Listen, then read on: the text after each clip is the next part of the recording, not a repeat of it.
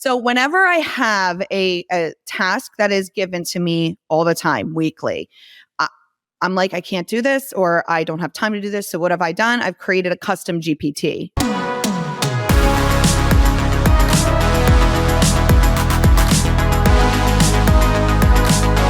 What's up, everyone, and welcome to the Local Marketing Lab, where you get real-world insights from industry pros to help you drive local revenue and local growth. This podcast is brought to you by Evocalize, digital marketing tools powered by local data that automatically work where and when your locations need it most. Learn more at evocalize.com. What's up, and welcome to the Local Marketing Lab. Joining us in the lab today is a guest with over 15 years of digital marketing experience. She's a longtime creator, blogger, two-time TED Talk speaker, and host of Into the Black and Dark Mode. She's the owner and operator of Heather Cox Codes. Heather Cox, thanks for joining us in the lab, my friend. Oh my gosh, thank you so much for having me. This is so cool. And I actually tune in as much as I can because I'm all about that local SEO portion of marketing. So this is just totally awesome. So thanks for having me. Very cool. Yeah, no, that's awesome to hear. Obviously, we know each other from a digital hospitality industry group that Sean and you and others host on LinkedIn every week. Yes. So I really wanted to bring you in because I know that you've got a wealth of knowledge with regards to digital marketing and social media specifically. Lots of AI tips and tricks you've been handing out. So I thought it would be good to get some of those insights in front of our audience. But maybe first we could start with how you got into digital marketing. Yeah, for sure. So for those who don't know me, my name is Heather Cox.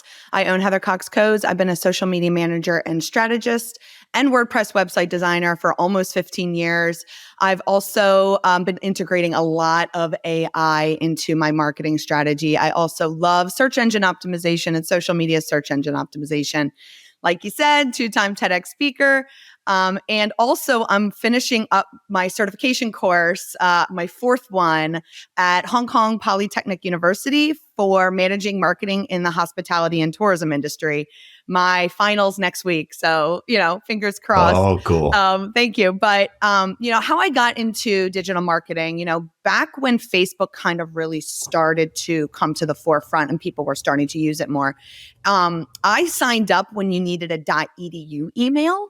For Facebook, it was just for college kids. So I signed up with my old University of Delaware .edu email just to see what it was all about. And when I got in there, I was like, this has huge potential because we're able to target and speak with and converse and communicate with our customers and clients and potential customers directly.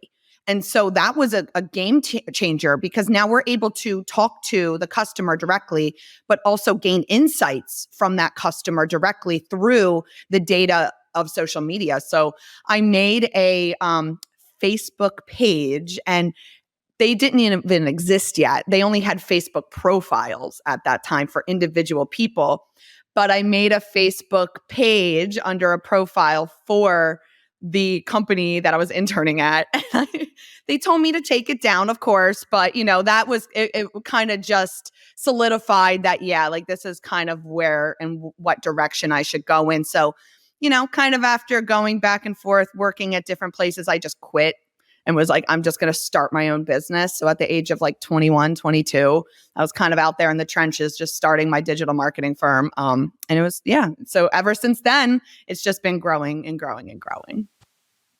Yeah, very cool. So you started with it. You came up, started from the bottom, now you're here, in the words of Drake. Yes, for sure. Well, very cool. So I guess you've got a lot of clients, you've done a lot of testing, you've done lots throughout the years. What would you call out as being one of the more critical things from a local marketing standpoint? I believe everybody misses this piece, and that is to really utilize Google My Business as a social media platform, not just changing your hours and putting your, DoorDash ordering link in there. You really should be utilizing Google My Business with your short form videos, your text, your images, your review, all of it. You really should be posting on that platform every single day because it directly relates to your Google My Business listing ranking.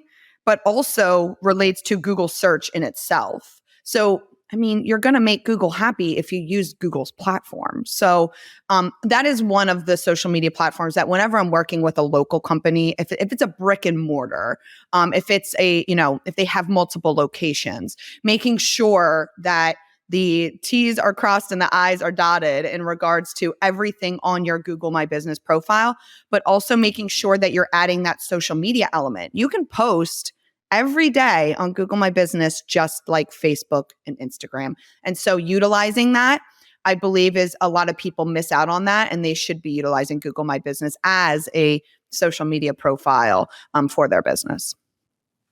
So the more they post on this profile, the more content they're feeding Google with that's all searchable.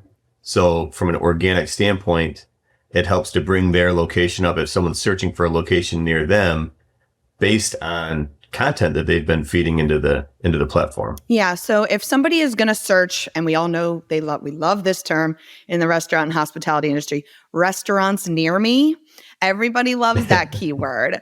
But you have to understand that so do the big stores as well. Applebee's, Chili's, like Outback Steakhouse, like they'll all use that restaurants near me and pay buco bucks just to be on the top, ranking, granted sponsored, but, so utilizing those type of keywords in your marketing, but also like posting, like let's say looking for a gastropub near me, let's check out ABC Pub, that putting that type of copy in your Google My Business listing posts are actually going to help you get found, in my opinion, easier than it would be if you are just somebody posting that on Facebook. Not everybody has social media. Not everybody uses social media. So utilizing this, outside the social media platforms, and it directly relates to Google, is, I think, a huge thing that people should be looking at. Yeah, I think many times it's easy for us to just start creating content about our business. But I think what gets overlooked is when folks should be incorporating, like, think about the customer's journey and what it is that they're going to search to get them to content about your business. Yeah. So if they're searching for that term, like you're talking about, restaurants near me, how do I plug that into content organically and naturally to get them to find me based on the things that they're searching for? For sure. And, a lot of the times people, restaurants, restaurant owners, managers, they don't have time to be posting on the normal social media platforms. So here's a perfect case in point. So I love going to the beach on the off season. So I was looking for a restaurant that I wanted to go to. They were closed. So I went on to their social media and they were not posting for months. And I was like, okay, are they even open? I don't know. So then I went and looked on Google Maps, and Google Maps is directly related to your Google My Business listing. That's where all the reviews are. That's where all the posts are. So I went there and it stated that they were closed for the season. I was like, oh, okay, cool. That's great. But where am I going to go to dinner? So I was like, all right, well, let me look in Google Maps and Google search as to what restaurants may be open. So I found this really awesome French cuisine restaurant, Le Fable, down in Rehoboth. It's amazing. But I went to their social media. They haven't been posting for a good month or two. And I was like, oh man, is this going to be closed? So I went to Google My Business listing and I saw a 5-star review come in the day before stating that this place is amazing. We ate here last night and you have to go. And I was like, great, cool. They're open on the off season. So I made a reservation based off of that information that I found and that review found on Google My Business stating that, hey, yes, they were open on the off season. So again, Google My Business is a great resource for those who aren't on social media, but also to find more information when the other people, like the restaurant managers and owners, are not posting themselves for their entity on social media. Yeah, for sure. And there are tools out there that can help you to update certain things outside of content with, your hours, and make sure, like, you want to make sure that stuff's up to date. Because like you said, you were looking for it, you couldn't find if they were open or not. And it's like you happened to see it on a review that someone happened to write about. And it was very timely. Right. So there's tools for that, but there's also tools for content creation. I know a lot of times we have, local operators that just think to themselves, like, it's just so hard to get started. There's so much to do. They don't have enough time content is just a daunting task to think about undertaking. There's strategy involved, there's prep work, there's planning. What would you suggest folks could start doing to maybe take advantage of some tools that are out there to help them create content maybe more quickly, more easily, at scale? Yeah, for sure. So I actually did a talk called Plate to Pixel at the Delaware Restaurant Association this past month. And we actually went through the content creation steps on how to gather the content, to save the content, what type of topic are you going to be talking about, then the tools, then the posting. So we went through the whole process. And one of the great tools that I really love to use is CapCut. I know that may be just so, everybody said that, but CapCut Desktop allows you to co-work with about 5 other people within your cloud system. So I have about 3 people working on my video content creation side of my agency. And so I'll see a TikTok trend that has that CapCut, attached to it. I'll just copy the link to that TikTok and I'll put it in the video chat and I'll send it over to them, and then they'll create that video for me within CapCut. And I will say though that some templates for CapCut mobile are not available on CapCut desktop. It's not as seamless as Canva is. If you do something on the phone with Canva, you see it happen on the computer. Not so much with CapCut. But with CapCut desktop, they have so many different professional templates, so many AI tools within it. And then you can also co-work. So if you have yourself and your marketing team or, your content creator, they can just drop it right in there and you can co-work with them. And it's just so quick and easy, especially with the template section on CapCut. So if you're looking for short form video and you're looking for those templates, definitely CapCut mobile, but also if you're co-working, CapCut desktop cloud. Very good suggestion. You mentioned Canva. So there are going to be some listeners who don't know about Canva, but if you don't have graphic design skills, but you need to create some stuff, maybe you could tell us a little bit about Canva and how that can help. Yeah, so Canva is a woman-owned and woman-owned graphic, mobile, browser-based graphic design tool where, and it has so many different AI tools in it. It also has the ability to create documents, magic write, kind of like that ChatGPT. And then it also has the ability to create courses. So you can create a whole folder system with one click of a button. You can turn that whole entire folder system into a course. But a lot of people utilize Canva for graphic design, for content creation. You can type in, and they also have a text to image. So you can type in short form video real estate. It will then use the AI to generate AI real estate video templates for you. So then you just click that template, it'll import it to your document. Then you can edit the images and the videos and the text to your entity.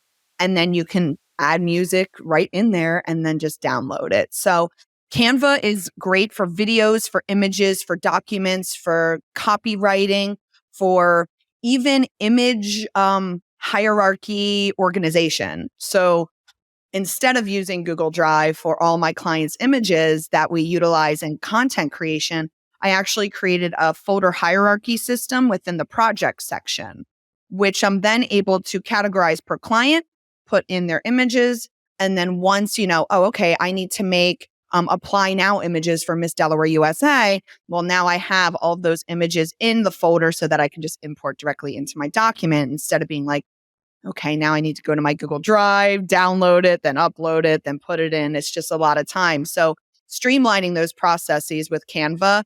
I love Canva, been using it since the jump. And if you're not using it, you definitely should. It's canva.com. No, very cool. Yeah, I came up using the Creator Suite from Adobe, and it's complex. And so if you don't know it, it's hard to get into. Canva makes it so easy. Anyone could just go in and create assets. It's incredible. I've used it on teams in the past with folks who don't have the background I do, and they're able to produce stuff that's, on par with what I'm able to create. So it's a great tool. Yeah. Let me ask you, you talk like we meet weekly on these calls, these industry calls. We talked about digital hospitality room and on LinkedIn. Every week, it seems you give a new tip around AI tools, like leveraging AI to do things, to create processes, to reverse engineer certain things. Can you maybe talk a little bit about some of the tools that are out there and how you use them?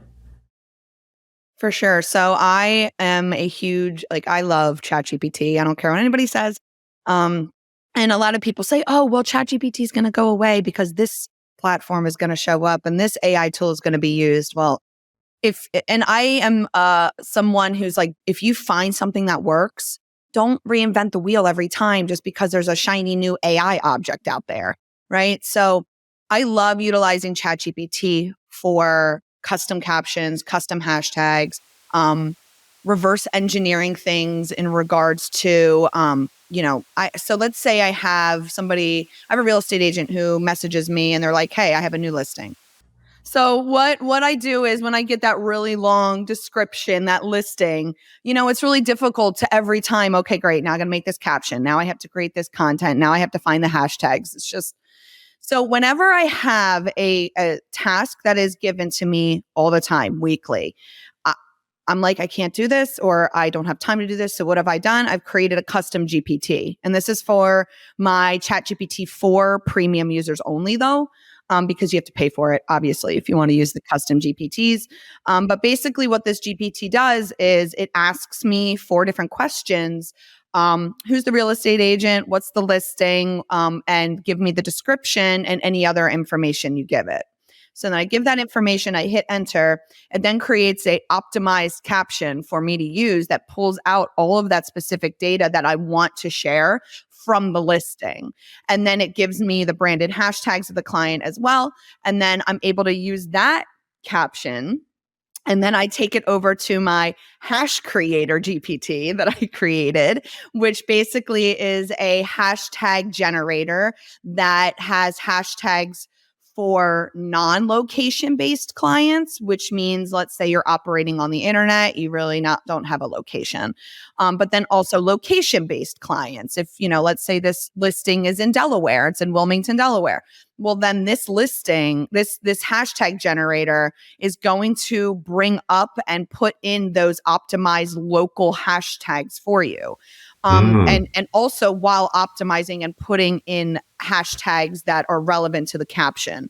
So I have it where it literally goes to Bing and it goes to Instagram and it searches for those specific hashtags, in addition to me doing the research myself to look up all of those lists of banned hashtags. So then I have preloaded all of those banned hashtags for all, of existence into that hashtag generator so that it's not going to generate those banned hashtags, which can get, I was screaming from the rooftops in regards to that hashtag Valentine's Day being banned.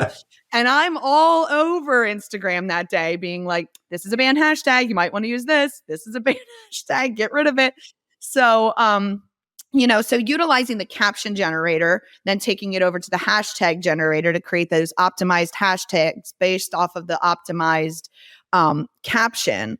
Then I take the image from the listing, I put it into MotionLeap, which is an image to video generator. It essentially creates GIFs and videos based off of a static image.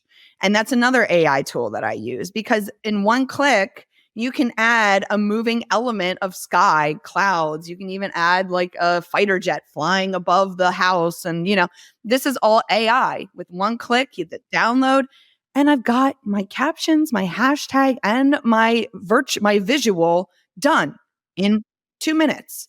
And then I just have to post it. And then it's like, yay, I'm done. So utilizing AI, ChatGPT, video AI apps like MotionLeap, Videoleap, Beatleap, Gencraft, they're all really helpful with creating that content.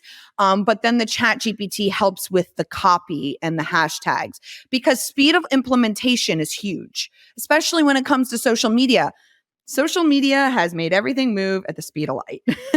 It's so fast. So now it's like we as content creators also have to speed up because people are expecting for us to have that speed of implementation and posting.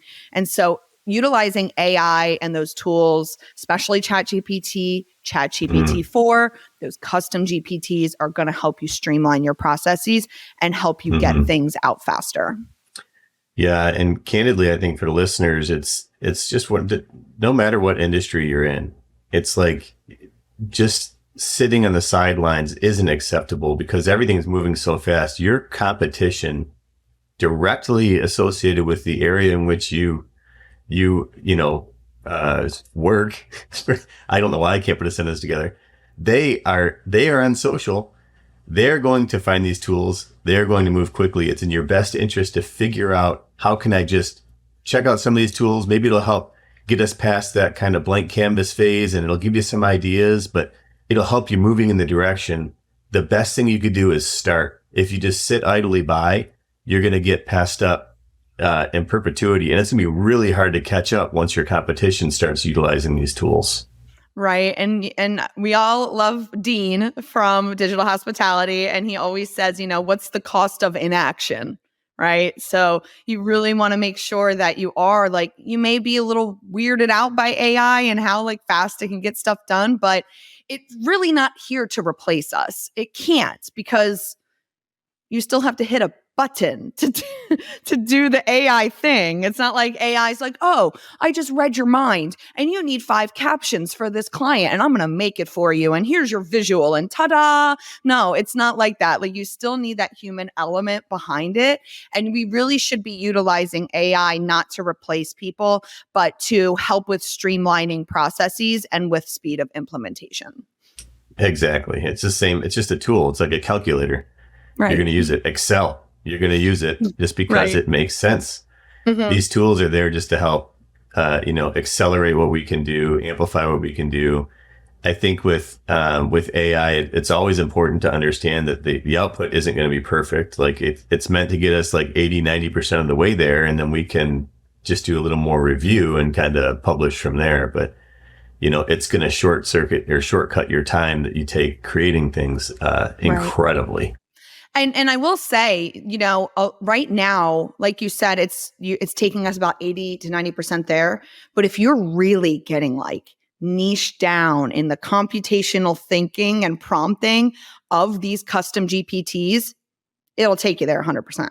Because you're teaching it, you're modeling it after a certain tone of voice and person, and then it'll constantly keep learning when you keep using it. So, I have custom GPTs for clients where I could just go, all right, hit a button, answer 5 questions, and it gives me the whole entire month of content for me. And it sounds perfect because I have uploaded the prompting. I have prompts that are maybe 800 words long for specific ones because it's so niched down and so specific to that client because I want that perfect output. Now it's ChatGPT is an AI. We all know this. And so you're going to have to remind it, hey, I just updated your knowledge base. Please, update yourself. And hey, you're not doing what I told you to do. Please review your knowledge base. And so just think about how niche down and how targeted you can get with your prompting, because that's going to give you a better output. Very cool. Well, hey, you've given some awesome insights. You want to give a shout out to anybody who you think is doing things really well from a local marketing perspective? I just want to shout out all of the local business owners around here in Delaware, to be honest with you, because I feel as though they finally are getting over that hump of video into their content, because that's been, I think, one of the hardest, longest struggles that, restaurants and brick and mortar and small mom and pop shops have is what the hell do I record? What do I post? So I've been seeing an uptick in that in my area, and I really, really enjoy it because, I've been telling them, use video. You need video. You need to get more behind the scenes. And so they're starting to do that. And I'm like, it's so great. Good job, everybody. So, Yeah. And then also, I mean, I just really like the unique, the not usual, the unusual, the quirky, I just really like people who think outside the box. And so a lot of creators on TikTok are doing that, really, really kind of going for it. There was this one guy that I watched this morning where he's a music artist, and he wrote a song about being an introvert and how he just circles around a party trying not to be weird. And like, it's a great video, and it's just him like being weird on the video, and it's just great. So just lean into your weirdness, lean into your authentic self. And I hate saying that because who's to judge who's authentic and not, right? So like, just be yourself, be funny, be quirky, be your weird ass self. And I'm telling you, those videos and your content is gonna be seen, and people are gonna be like, wow, like, she's pretty freaking dope, or he's awesome. So, that's what I really think people should be doing. Stop with the tips and tricks, really. Like, just be yourself. I'm going to give you a shout out at the end of the episode to follow you for tips and tricks. But so before we get there, I because I'm with you on these weekly calls, I'm like, Heather, just tell me, like, what do you want to see yourself as an AI? And you told me one of your favorite comic characters in the past was Jean Grey. And for those who don't know, Jean Grey from X-Men has she basically evolves into this persona of the Phoenix. Is there something about the way you work, your background that kind of, really draws you to this character? Yeah. So I don't like to admit it, but I do like, superhero movies, comics. I really enjoy it because it's kind of like a different type of storyline. Now, granted, it's becoming a little saturated right now. Like, let's be real. If I see another Spider-Man movie, I might cry. But, Jean Grey, she's strong, independent. She's got a little trauma. She's got some shit that happened to her as a kid. And I really, really connect with that because I have also been through my own stuff, my own trials and tribulations. And so, with the past couple of years, I've really kind of morphed into and kind of become more of myself as who I am, because as a mom, you sometimes lose yourself as a mom, to be honest with you, so, I'm a mom. I have 3 kids, 2 stepkids, so that's 3. But sometimes you lose yourself. So I really took a step back and was like, let's do the hard work. Let's do what we need to do to rise from the ashes and become who we're supposed to be. And that's where I'm at right now. So Phoenix has always been like this badass who is like, I may have been through some shit, but I have come from the ashes. I have risen, and then she turns out to be the hero in the end. So, I just really love her story arc and her storyline. No, very cool. Well, here you have it. Heather Cox as Jean Grey, the Phoenix, risen from the ashes. God, stop. Add glasses to that. Me too. I was thinking that. Yeah. Stop. Oh my gosh. Now the character I really, really like mesh with, not Phoenix, but Dark Phoenix. There you go. The next portion of her story is like, yeah, like she's gonna murder you. Like, she's gonna, like, don't F with her. She is gonna like murk you. So I love this. This is amazing. I love my red hair in this. This is just so dope. So thank you. I'm going to frame this. Let me print. You bet. Send that to me, please. 100%. We'll get it over to you. Well, hey, Heather, it was a lot of fun having you on the show. How should our listeners follow you, follow your brand, follow your podcast? Yeah, for sure. So you can find me anywhere at Heather Cox Codes. You can find me, I don't know, can you see my hashtag? Hashtag Heather Cox Codes, because that's the thing. And you can even just search that hashtag Heather Cox Codes right in Google, and it'll bring up every single thing that I've done, because that's, search engine optimization and social media search engine optimization at work. And you can also find me on LinkedIn every Thursday at 11 a.m. EST for dark mode. And then hopefully, fingers crossed, my Into the Black is coming back towards the end of March. And we're going to be actually having guests like in-house. I got a new second chair. We're getting a second mic. I'm going to be inviting some local cool people to hang out and just chat, kind of like between two ferns, but like more of like, got vibes. So yeah, check me out. And I really appreciate you so much. Thank you for having me. You bet. It was a lot of fun. Hey, like she said, check her out on LinkedIn. Heather she doesn't want to call it out. There are lots of tips and tricks. If anything, she offers great insight as to what to do and what not to do. So follow Heather on LinkedIn and all the other platforms. Into the dark mode. Check them out. Heather Cox Codes. Thank you for joining us in the lab, my friend. Thank you. See you next time. As always, thanks for joining us in the Local Marketing Lab. This podcast is brought to you by Evocalize.